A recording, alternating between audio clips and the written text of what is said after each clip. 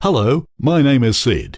You may recognize me from some of my earlier work. No entry, no running, and my favorite, caution, slippery surface. Of course, my work doesn't just stop there. I've also done no diving, no pushing, watch out for falling objects, and I've had my share of slips, trips, and falls. I've been electrocuted, stood on a cliff, and even been set on fire.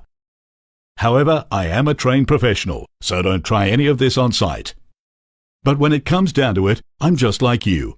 I live an active life. I like to windsurf, canoe, hike, skateboard, swim, hang out with friends, water ski, ride a bike, ride a horse, wear a dress, dive, read a good book, go to work in my pants, and sometimes shoot stuff. I keep clean, recycle, and have a massive pair of scissors and a comb. So you could say I've been around a bit, but let's face it, most of the work I do can be avoided. Like wearing a harness at heights in case you fall. Be aware of your environment. Stay away from obvious hazards, and don't stand underneath or in between big things that can squish you. In our line of work, we all need to put a little bit of thought into safety when we're designing a project. For example, wouldn't it be better if the safety switch wasn't located behind two giant fans at the base of an electrical shaft? Or if there was a way of working at heights, without actually working at heights? Maybe we could make some of the big stuff somewhere else and just bring it in when we needed to, and then just put it together on site. If only we could travel into the future to see how design decisions made today can have an impact on tomorrow.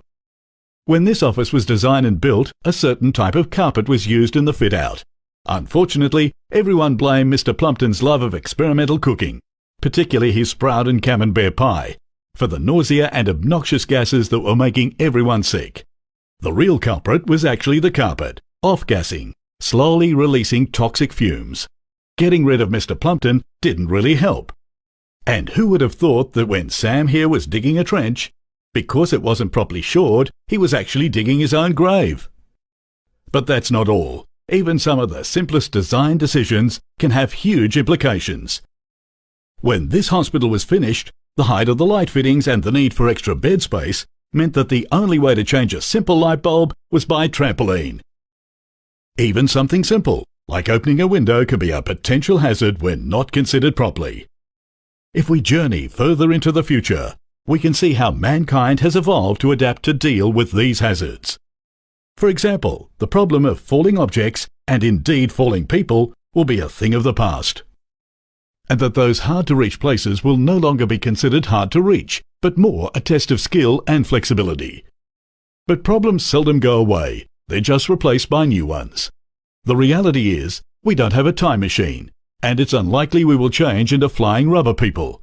But the WHS laws around the country have changed. We now have a responsibility to remove hazards through the design process.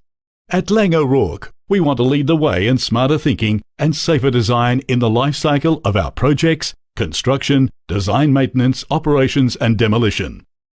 The smarter we are, the safer we become, which means more construction off-site, less working at height, or in confined spaces, fewer accidents now and in the future, shorter delivery times, and happier clients. So please, think about the decisions you make today and the impact they'll have tomorrow. See you around, and stay safe.